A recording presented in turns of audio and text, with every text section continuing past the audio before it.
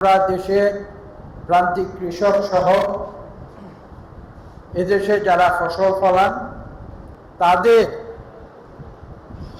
যে কর্মপদ্ধতি, সেই কর্মপদ্ধতিকে আপনাদের মাঝে কৃষি সম্পর্কিত নতুন ধ্যান ধারণা প্রচলিত করা এবং এদেশে কৃষির সার্বিক উন্নয়ন সাধন করা সহ এদেশে খাদ্য উৎপাদন বৃদ্ধি করার যে কর্মসূচি, যে প্রতিশ্রুতি আমাদের প্রিয় প্রধানমন্ত্রী জনাব তারেক রহমান দিয়েছিলেন, সেটাকে বাস্তবায়ন করার উদ্দেশ্যে সরকারের পক্ষ থেকে কিছু, যাকে ইংরেজিতে বলা হয় ইনসেন্টিভ, আমরা বাংলায় যাকে বলি যে কিছু আপনাদের কাজগুলো বাস্তবায়ন করার জন্য কিছু সহায়তা, সেটা প্রদান করার জন্য আজকে আমরা এখানে সমবেত হয়েছি।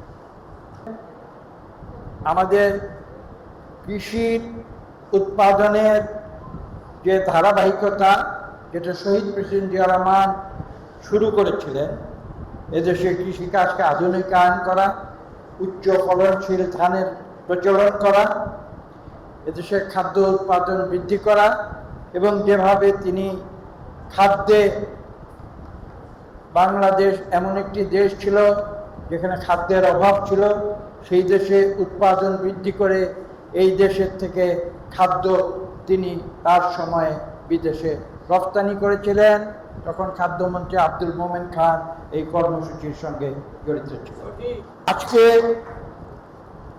শহীদ প্রেসিডেন্ট জিয়া রহমানের সুযোগ্য সন্তান জনাব তারেক রহমান, যিনি এই দেশের দায়িত্ব গ্রহণ করেছেন জনগণের ভোটের মাধ্যমে, তিনি কিন্তু নতুন করে দেশে কৃষির উৎপাদন বৃদ্ধির জন্য ইতিমধ্যেই স্বল্প সময়, মাত্র 4 মাসের ভিতরে বিভিন্ন রকমের পদক্ষেপ গ্রহণ করেছেন।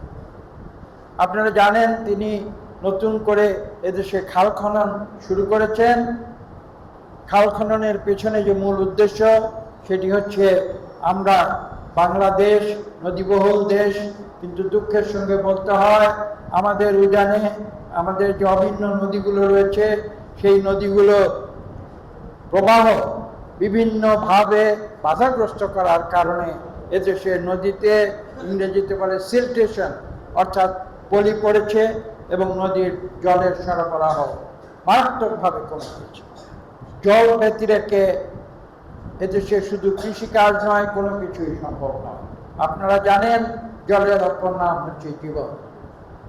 কাজেই সেই পানির প্রবাহ বৃদ্ধি করার উদ্দেশ্যে ইতিমধ্যে সারা বাংলাদেশে জনাব তারেক রহমান সাহেব খাল খনন কর্মসূচি নতুন করে শুরু করেছে।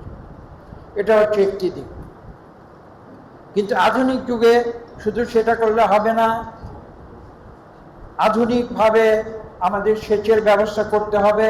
সে ব্যাপারে এই সরকার প্রয়োজনীয় ব্যবস্থা ইতিমধ্যে নিচ্ছে এবং পাশাপাশি উচ্চ ফলনশীল, শুধু ধান নয়, উচ্চ ফলনশীল ধানের পাশাপাশি বিভিন্ন ফলজ বনজ গাছ রোপণ করা, যে কর্মসূচি বিএনপি দিয়েছে।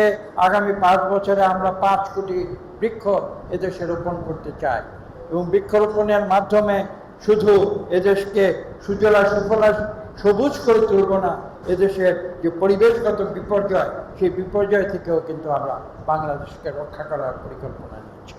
আপনারা দেখতে পাচ্ছেন, পেছনে তাকিয়ে দেখুন, এখানে লেখা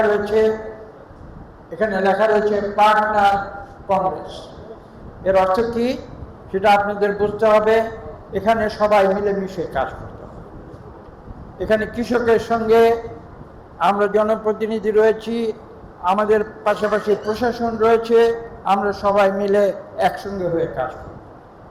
এবং যে সমন্বয় বলে একটি শব্দ আছে, সমন্বয় শব্দটি কিন্তু অত্যন্ত গুরুত্বপূর্ণ। বিভিন্ন মানুষ বিভিন্নভাবে আমরা দেশের জন্য কাজ করি, কিন্তু আমাদের মধ্যে যদি সমন্বয় না থাকে তাহলে কিন্তু সুফল আমরা পাব না।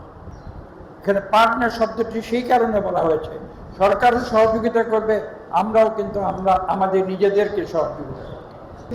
প্রায় 30-35 বছর আগের কথা বলছি,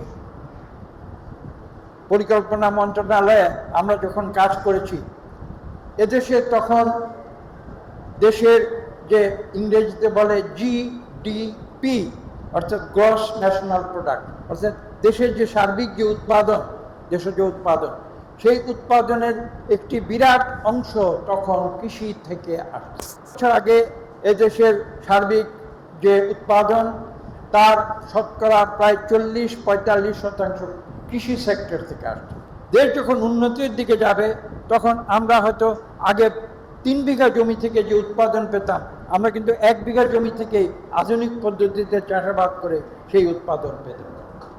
কাজেই সার্বিকভাবে যে কৃষির যে উৎপাদন, যে দেশের সার্বিক অর্থনীতিতে কন্ট্রিবিউশন, সেটা কমে যেতে পারে, কিন্তু কৃষিকাজ থেকে বা অন্যান্য বিভিন্ন সেক্টর থেকে, আমরা সার্ভিস সেক্টর থেকে আমরা যে সুফল আমরা দেশের সার্বিক অর্থনীতিতে পাই, সেটা আস্তে আস্তে বাড়তে থাকে।